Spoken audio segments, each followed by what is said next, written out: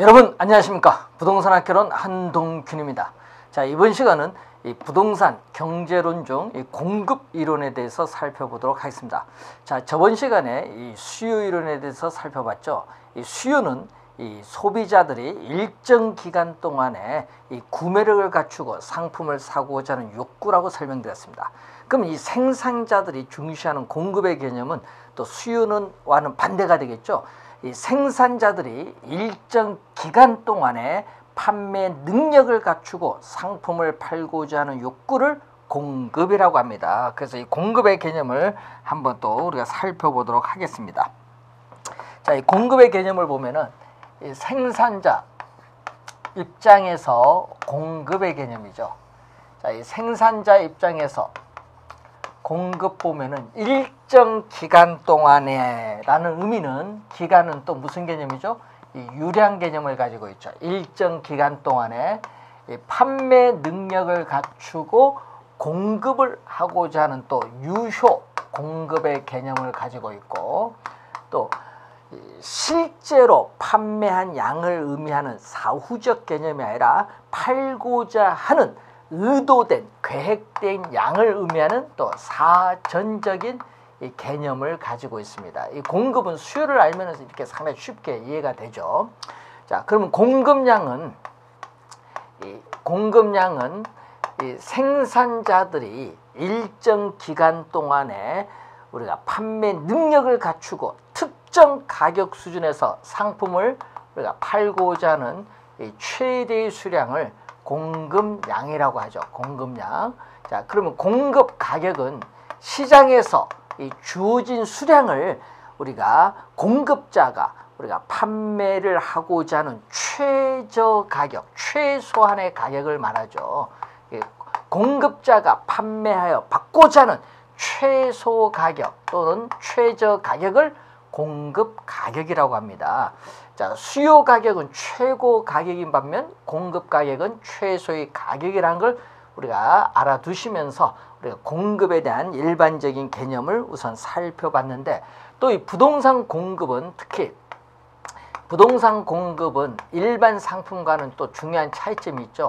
부동산 공급은 우선 착공에서 완공에 이르기까지 시간이 오래 걸린다. 공급에 뭐가 존재한다? 시차, 시간적 갭, 시차가 우리가 존재를 하죠. 시차가 존재한다는 걸 항상 염두에 두셔야 됩니다. 부동산 공급에서는 시차가 존재한다. 상당히 중요한 그러한 특징을 우리가 가지고 있다. 이렇게 보시면 되겠습니다. 자, 그리고 이 부동산 공급은, 이 부동산 공급의 그 특징에 우리가 1번을 보면은 이 신규 공급이 있죠. 이 생산자, 이 생산자는 부동산 개발업자나 건축업자를 포함한 우리가 신규 공급을 하겠죠. 그리고 이 기존의 주택이나 건물 소유자가 우리가 팔려고 부동산 시장에 내놓는 것을 우리는 보유 공급이라고 하죠. 이 보유 공급, 이 보유 공급 또는 재고 공급, 재고 공급을 할까요? 재고 공급. 여기에 좀 이해하기가 좋겠네. 재고 공급. 요거는 이 기존의 이 주택이나 이 건물 소유자가 공급하는 걸 얘기하겠죠. 그러면 그래서 부동산 공급에는 신규 공급과 재고 공급이 있습니다. 그럼 부동산 공급자는 생산자뿐만 아니라 기존의 주택이나 건물 소유자도 포함하고 있다. 뭐 그런 의미의 개념을 설명을 하고 있다. 이렇게 보시면 되겠고요. 자, 49페이지 보시면은 이 토지의 공급이 이제 나오죠. 자, 여러분, 토지의 공급은 이 물리적 공급과 경제적 공급을 우리가 배우셨습니다. 자, 이때 이 토지 가격, 지가와 공급량인데 완전 비탄력적인 공급 곡선을 가지고 있죠. 토지의 공급량이 고정되어 있는 이것을 이 토지의 물리적 공급인데, 이 토지의 물리적 공급 곡선은 수직선이라는 걸 꼭 명심해야 됩니다. 토지에 있어서의 이 물리적 공급 곡선은 수직선, 이 부증성의 특성에서 나타나죠.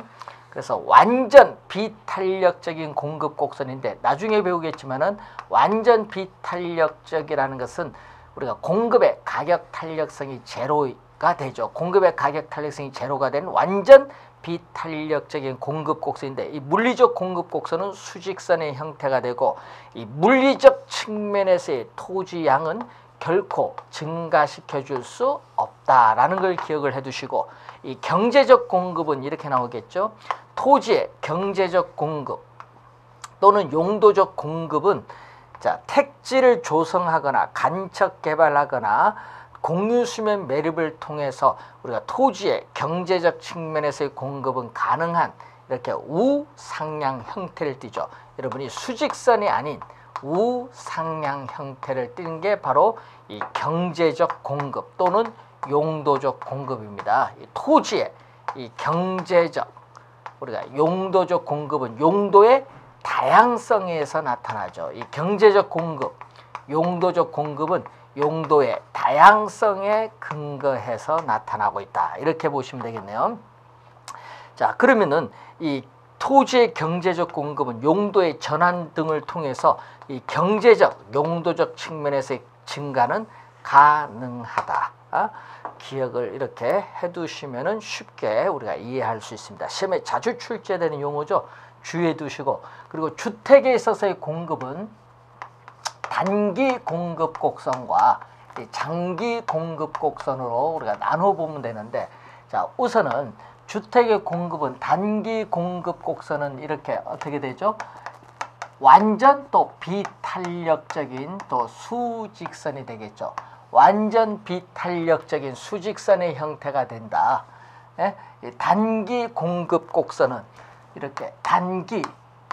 자, 여러분 단기라는 것은 이 주택 우리가 건설 산업 측면에서의 단기, 산업 측면에서의 단기는 시장에 새로운 기업이 들어올 수 없을 정도로의 짧은 기간을 단기라고 하고 시장에 새로운 기업이 들어올 수 있을 정도로의 긴 기간은 장기라고 합니다. 그래서 이 단기 우리가 공급 곡선, 이 주택에 대한 단기 공급 곡선은 바로 이 수직선이죠. 수직선. 자, 현재 시점에서 주택에 대한 수요가 증가하더라도 주택에 대한 공급은 변화가 없다. 고정되어 있다. 왜? 착공해서 공급을 늘려줄 수 없습니다. 그래서 현재 시점에서의 주택 공급은 고정되는데 현재 시점이기 때문에 단기 공급 곡선은 무슨 개념? 절약 개념이다. 단기 공급 곡선은 절약 개념을 가지고 있고 그리고 장기 공급 곡선은 이렇게 우상향을 하겠죠. 주택 가격인데 장기 공급 곡선은 이렇게 우상향합니다. 이 주택에 대한 이 장기 공급 곡선이죠. 장기 우리가 주택에 대한 공급 곡선은 오른쪽 위로 올라갑니다. 자, 여러분 주택에 대한 수요가 증가하는데 바로 즉시 공급이 안 되죠. 가격이 급등을 하죠. 그러면 생산 요소를 확보를 하여 착공을 하면 일정 기간이 지나면 이렇게 공급을 늘려줄 수 있습니다. 그래서 장기 우리가 주택에 대한 공급 곡선은 오른쪽 위로 올라가는 우상향인데 일정 기간이 지나야 주택 공급이 늘어납니다. 이 기간 개념을 나타내는 장기 주택에 대한 공급 곡선은 무슨 개념? 유량 개념이죠. 유량 개념. 그래서 주택에 대한 공급을 분석할 때는 절약 개념과 유량 개념 둘 다 분석을 하고 있다는 것을 염두에 두시면 되겠습니다. 자, 그 개념이고 자, 49페이지 밑에 3번에 단기 공급 곡선과 장기 공급 곡선이 나오죠. 자, 단기에는 부동산에 대한 수요가 증가하더라도 바로 즉시 가용 생산 요소를 확보해서 공급을 늘려줄 수 없기 때문에 가격이 급등하죠. 그래서 단기 공급 곡선은 기울기가 급하여 이렇게 단기 공급 곡선은 기울기가 급한 비탄력적이 됩니다. 그렇지만 장기로 갈수록 어떻게 돼요? 가용 생산 요소를 확보를 해서 우리가 착공을 해서 일정 기간이 지나서 공급량이 늘어나기 때문에 가격은 하락하죠. 일정 기간이 지나서 공급량이 증가해서 가격이 하락을 하기 때문에 장기 공급 곡선은 어떻게 돼요? 이렇게 완만한 형태를 띠게 됩니다. 장기 공급 곡선은 단기보다 훨씬 더 탈역적이 되면서 이렇게 완만한 형태를 띠게 된다는 것을 우선 여러분이 기억을 해 두셔야겠죠. 여러분이 시험 문제 최근에 또 2번 정도 또 출제된 지문이 되겠습니다. 자, 50페이지 보시면은 공급의 법칙과 공급 곡선이 나오고 있습니다. 자, 소비자들 입장에서의 수요에서는 수요의 법칙, 생산자 입장에서는 공급의 법칙인데, 또 공급의 법칙도 우리가 분석하고 있는 변수인 이 가격을 제외한 다른 조건들은 아무런 변화가 없다. 이 분석하고 있는 변수인 가격을 제외한 다른 조건들은 아무런 변화가 없다. 일정 불변, 아무런 변화가 없다고 가정을 합니다. 이때 가격이 오르면은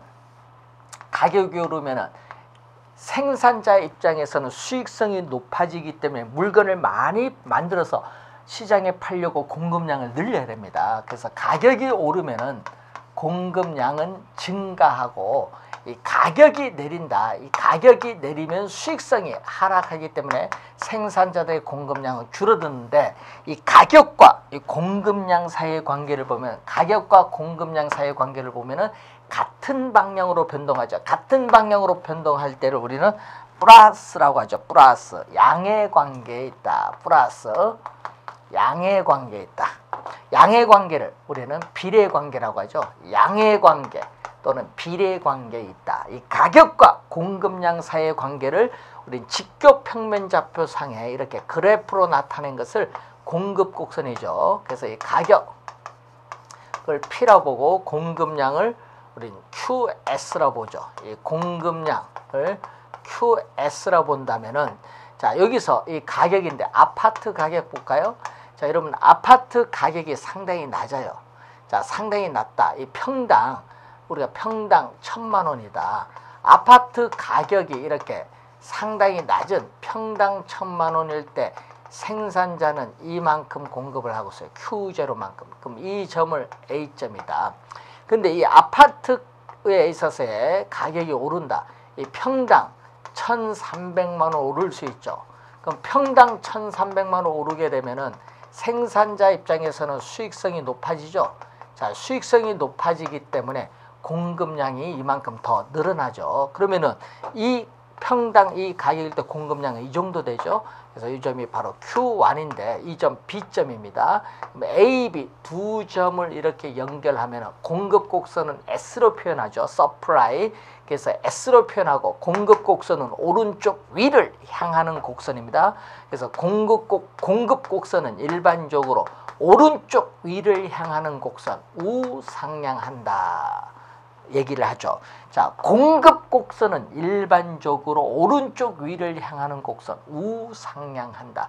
그래서 이 공급의 법칙을 그래프로 나타낸 것을 우리는 공급 곡선인데, 이 공급 곡선은 일반적으로 우상향한다는 것을 우선 알 수가 있습니다.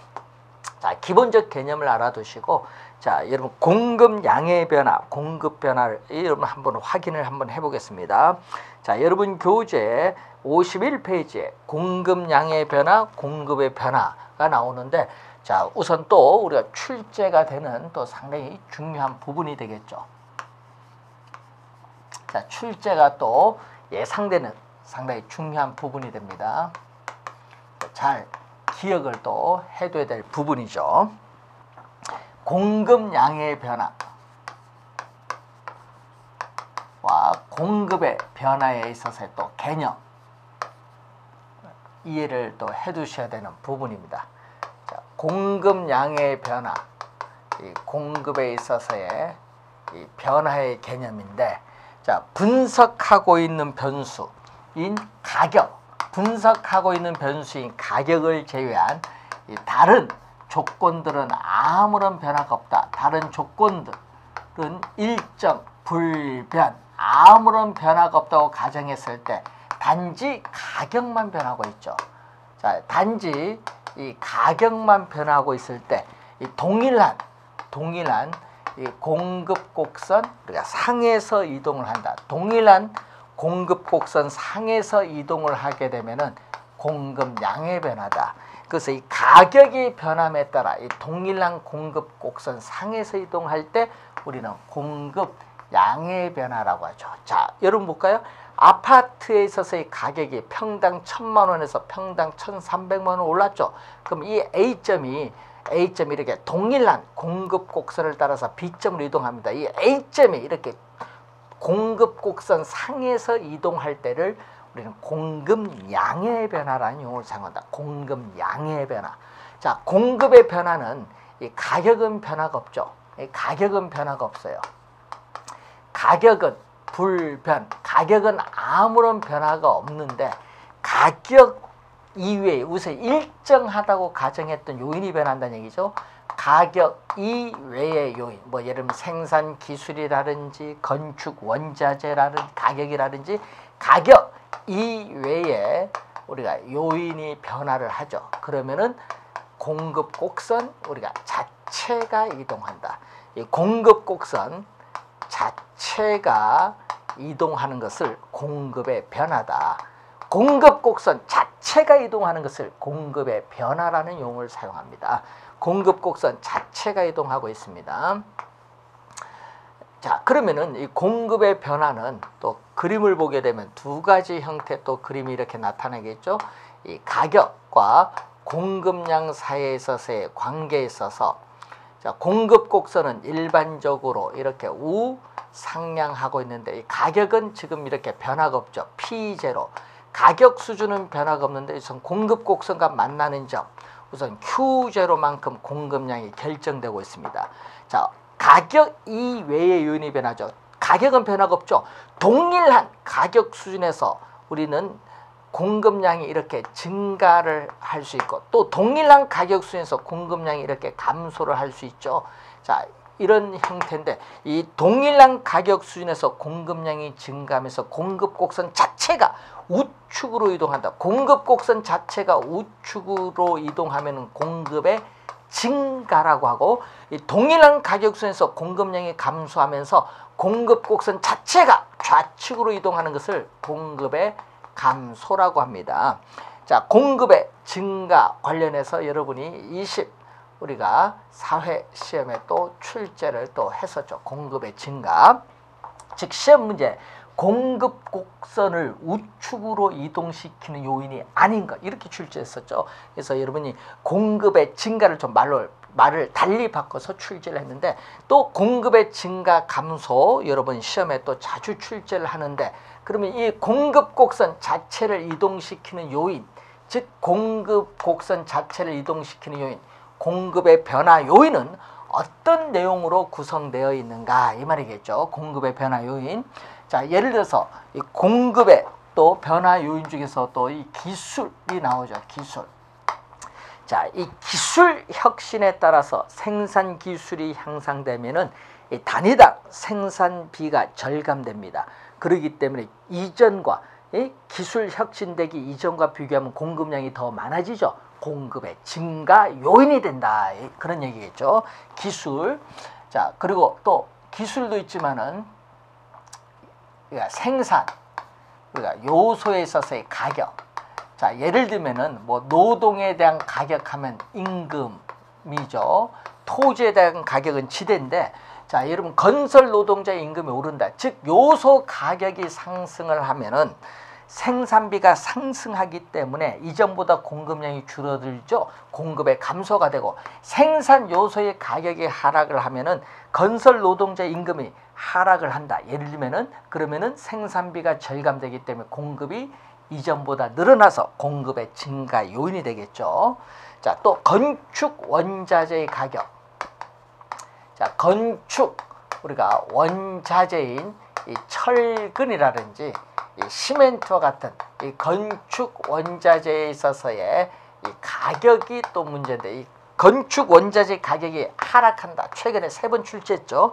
건축 원자재 가격이 하락하면 건축비가 하락을 하기 때문에 이전보다 어떻게 돼요? 공급이 더 많아지죠. 공급의 증가 요인이고 건축 원자재 가격이 오르면은 어떻게 돼요? 건축비가 상승하기 때문에 공급의 감소 요인이 됩니다. 자, 이러한 내용들을 잘 보고 또 공급자들의 또 미래에 대한 예상이 있겠죠. 이 공급자들에 있어서의 이 미래에 대한 예상, 기대, 뭐 미래에 대한 예상 또는 기대, expectation이죠. 자, 미래에 대한 예상, 기대인데, 자, 분양가 상한제의 폐지로 인해서 분양 가격이 조만간 오를 것이라 예상이 되면은 이 생산자들은 오른 다음 공급을 하고자 하죠. 그러면 현재 시점 생산자들의 공급은 뭐한다? 감소하죠. 이 미래에 대한 예상이 현재 시점의 공급에 영향을 미치고 있다. 또 이 기업의 또 목표가 변화할 수 있어요. 그럼 기업의 목표가, 기업의 가장 고전적인 목표가 이윤 극대화라는 목표인데, 이 이윤 극대화가 이 생산량 극대화로 목표가 이렇게 바뀔 수 있죠. 그럼 생산량 극대화로 목표가 바뀌게 되면은 공급이 이전보다 더 많아지겠죠. 공급의 증가 요인이 되겠네요. 이 기업에 있어서의 목표에 있어서의 변화가 있을 수 있고, 또 보조금이 또 지급될 수 있죠. 보조금이 지급되면 보조해준 금액만큼 우리가 생산비가 하락을 하죠. 그렇기 때문에 또 공급이 증가되는 요인이 됩니다. 또 세금이 또 영향 주죠. 세금이 우리가 감면되면은 이 세금 부담이 낮아지기 때문에 공급이 증가되죠. 세금을 중과세하면 세금 부담이 높아지기 때문에, 세금이 중과세되면은 세금 부담이 높아지기 때문에 공급이 감소되고, 세금을 감면하면은 세금 부담이 낮아지기 때문에 공급은 증가를 하게 됩니다. 여러분, 세금과 관련이 있고, 또 주택, 여러분이 이 건설 아파트에 있어서 뭐는 또는 부동산에 대한 이 건설 자금 우리가 조달에서의 금리, 이 건설 자금 조달에서의 금리가 어떻게 돼요? 오르게 되면은 이자 부담이 높아지죠. 이자 부담이 높아지기 때문에 공급이 감소하고, 이 건설 자금 조달 금리가 하락한다. 낮은 금리로 조달을 할 수 있으면은 이자 부담이 낮아지기 때문에 공급은 증가를 하죠. 이 건설 자금 조달에서의 금리가 어떻게 되냐? 또 규제가 강화되면은 공급이 감소하고, 규제가 완화되면 공급이 증가를 하겠죠. 또 규제가 또 영향을 줄 수 있고, 또 대체재, 또 보완제 가격이 있겠죠. 대체재나 보완제에 있어서의 가격. 자, 여러분이 수요를 배울 때, 여러분 수요를 배울 때 대체재, 보완제 가격은 소비자 입장에서 생각을 해야 됩니다. 자, 수요를 배울 때는 소비자 입장에서 생각하고, 공급을 배울 때는 생산자 입장에서 생각을 해야 됩니다. 자, 예를 들어서 여러분 대체재, 자, 예를 들어서 대체재인 아파트에 있어서의 가격. 자, 대체재인 아파트에 있어서의 가격이 우리가 상승을 한다. 그러면 대체재인 아파트 가격이 상승하면은 오피스텔 시장에서는 어떻게 될까요? 자, 대체 관계에 있는 오피스텔 시장에서 우리가 오피스텔 가격이 되겠죠. 오피스텔 가격. 자, 오피스텔 공급량인데 공급 곡선은 이렇게 주어졌는데 가격은 변화가 없죠. P0일 때 공급 곡선과 만나는 점에서 Q0만큼 공급량이 주어졌어요. 자, 그런데 문제는 이 대체재인 아파트 가격이 오르면은 오피스텔 시장에서 오피스텔 가격은 변화가 없지만 오피스텔 가격이 상대적으로 하락을 하기 때문에 이 건설 업체인 공급자는 가격이 상대적으로 하락하는 오피스텔 공급을 줄이죠. 오피스텔 공급을 줄이면서 어느 쪽으로? 아파트 공급을 늘리는 거예요. 그래서 오피스텔 공급량이 줄으면서 공급 곡선 자체는 왼쪽으로 이동하는 공급의 감소가 됩니다. 그래서 대체재 가격이 오르면은 생산자 입장에서는 공급의 감소 요인이 된다. 여러분이 이해를 좀 잘 해두셔야 돼요. 여러분 소비자 입장에서 수요와 개념이 다르죠. 그래서 잘 확인을 해두셔야 되겠고, 자, 그럼 보완제는 어떻게 될까요? 그럼 보완제. 자, 이 보완제인, 자, 여러분 아파트 가격이 오르면 어떻게 돼요? 자, 보완제인 아파트 가격이 오르면은 또 어떻게 되느냐? 자, 보완제니까 건설 자재 시장에서, 자, 건설 자재 시장에서 이 건설 우리가 자재에 있어서의 가격과 공급량이 주어졌죠. 공급 곡선은 우상향하는데 또 가격은 변화가 없어요. 가격은 변화가 없는데 공급량은 Q0만큼 주어진 상태죠. 그런데 보완지인 아파트 가격이 오르면은 아파트의 수익성이 높아지기 때문에 공급량이 늘어나죠. 아파트 공급량이 늘어나면은 아파트를 짓는 건설 자재의 공급량도 이렇게 늘어납니다. 가격은 변화가 없지만 공급량이 늘어나서 공급 곡선 자체가 우측으로 이동하는 어떻게 돼요? 공급의 증가 요인이 됩니다. 자, 그래서 여러분들이 이런 예를 잘 이해를 해야 됩니다. 특히 대체재 보완재 관련된 예 상당히 중요한데 잘 이해를 해 두실 필요가 있다. 시험 문제에 하여튼 이 공급량의 변화, 공급의 변화, 우선 또 출제를 자주 하고 있는 내용이기 때문에 잘 확인을 해 두시기 바랍니다. 자, 이 공급량의 변화, 이 공급의 변화에 관련된 우리가 내용이 이렇게 설명을 좀 했습니다. 자, 여러분 교재 53페이지 보시면은 이 탄력성의 개념이 나오고 있는데, 자, 이 탄력성에 있어서의 개념은 물리학의 탄력성의 개념을 알프레드 마샬이라는 학자가 이 경제 이론에 도입을 한 겁니다. 그럼 탄력성이란 용어 여러분이 우리 실생활에서 여러분 많이 들어본 용어인데, 여러분 자극을 줬을 때 그 나타나는 반응을 보는 거죠. 자, 여러분 자극을 주을 때 그 나타나는 반응을 보는 겁니다. 그럼 여러분 한번 볼까요? 자극을 딱 줬어요. 근데 즉각적으로 반응을 하면 탄력적이라고 하고, 자극을 주었는데 즉각적으로 반응하지 않는다. 그럼 비탄력적이라는 용어를 사용합니다. 그럼 이러한 탄력성의 개념에서 이 자극은 뭐다? 우리가 부동산에서 자극, 예를 들어서 가격이라는 자극을 준다는 얘기죠. 그럼 반응은 예를 들어서 소비자들의 뭐 수요량이나 생산자들의 공급량이 반응을 이렇게 하겠는데, 그럼 이 자극을 주었을 때 반응을 나타내는 걸 보는 거죠. 그럼 예를 들어서 자, 여러분 가격이 변했을 때 이 소비자들의 수요량이 즉각적으로 민감하게 반응하면 탄력적이라는 용어를 사용하고, 이 가격이 변했을 때 소비자들의 수요량이 즉각적으로 민감하게 반응하지 않는다. 이런 경우를 비탄력적이라는 용어를 사용합니다. 그럼 어떤 의미인지는 알겠죠? 탄력적이라는 의미와 비탄력적이라는 의미 기억을 해 두시기 바라고, 이 탄력성에 있어서의 개념, 우리가 자극 줬을 때 반응이 어떻게 나타나냐 이걸 보는데, 이 탄력성은 크게 이 우리 수요 공급 배웠으니까 이 수요의 탄력성과 이 공급의 탄력성으로 나눠 보는데, 이 수요의 탄력성은 또 세 가지가 있습니다. 수요의 가격 탄력성, 수요의 소득 탄력성, 수요의 교차 탄력성에 대한 개념이 나오는데, 그 개념이 또 여러분이 시험에 자주 출제가 되고 있습니다. 그리고 공급의 탄력성은 이 공급의 가격 탄력성인데, 이 공급의 가격 탄력성을 간단히 우리는 공급의 탄력성이라고 하는데, 우리 중요한 포인트는 이 수요의 탄력성이 좀 중요한데, 그럼 이 수요의 탄력성과 관련을 해서 이 수요의 탄력성과 관련해서 수요의 가격 탄력성, 수요의 소득 탄력성, 수요의 교차 탄력성이 또 올해 시험에 또 출제가 예상되는 부분이기 때문에 그 부분은 우리가 다음 시간에 여러분 수식을 통해서 예를 가지고 우리가 살펴보도록 하겠습니다. 수고 많으셨습니다.